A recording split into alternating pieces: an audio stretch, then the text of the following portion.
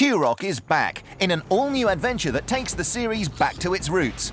Turok Evolution sees the Native American dinosaur hunter return to his primeval best, but with great new weapons, superbly organic environments, and hot new enemies. We caught up with the game's creative director, David Dienstbier, and got the inside story.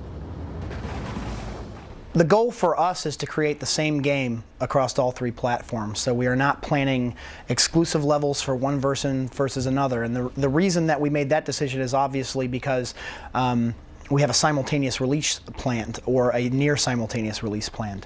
And when you delay one version against another by 3 to 6 months, that's when those sorts of differences become most important.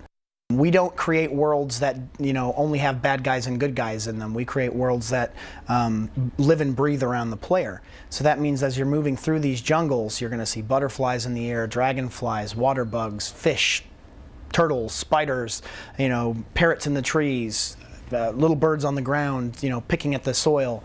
You're going to see life all around you, and you can interact with all of it. So if you want to be mean to the monkey, you can be mean to the monkey. If you got a problem with frogs, you can kill the frogs. It's really up to the player.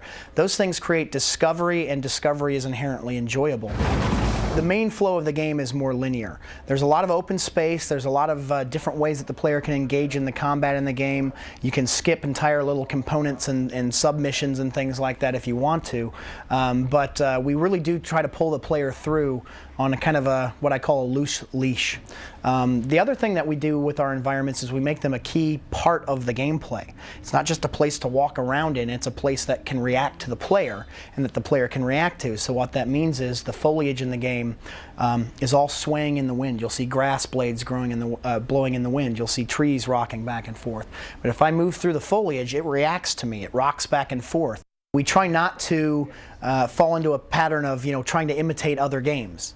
We don't see that one particular title releases with a single feature that we don't have, and therefore get panicky that it's not in our game, because we have to turn right around and say, well, what does our game have that they don't have?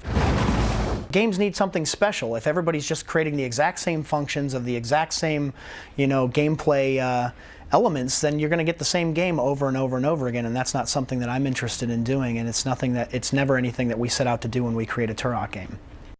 We've got a great batch of new weapons and a great batch of old favorites returning. Turok's trusty bow and tech bow are obviously back. We've created an all-new chain gun that we call the Trinity class tri-barreled chain gun, which is more outrageous than any chain gun that you've probably ever seen in a game. 6 barrels aren't enough. It's got to be 18. That's Turok. That's what Turok's about. The player walks through jungles, both daytime and nighttime. They fly over jungles. They fly through arid desert landscapes. They try to infiltrate enemy bases, which are far more architecturally based, stonework and metal. And then they also infiltrate entire moving battle stations, which are made of nothing but steel and moving parts. But in addition to that, we have brought back the cerebral bore in the form of an all-new derivative called the swarm bores. And rather than firing a single bore at an enemy's head, it actually fires 5 bores that track at different points on the enemy's body. So it will strike the hip joints, the shoulder joints, and the head.